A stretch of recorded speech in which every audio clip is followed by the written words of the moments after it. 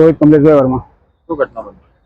અમારા બાજુમાં પાડોશી છે, એપાર્ટમેન્ટ છે, તેમાં ખુમાનસિંહની વાડી, કરાડા ગામ, તાલુકા પલસાણા, જિલ્લા સુરત। શું ઘટના બની? ઘટના એવી બની હતી કે જે વ્યક્તિનું ઘેર હતું એ ભાઈ એકચ્યુઅલી જોબ પર્સન છે। સવારે એમનું ઘરમાં જે પણ એ રાંધ્યું કે કર્યું હોય અને ગેસ ભૂલમાં ચાલુ કરીને ભૂલી ગયા ને જોબ પર જતા રહ્યા।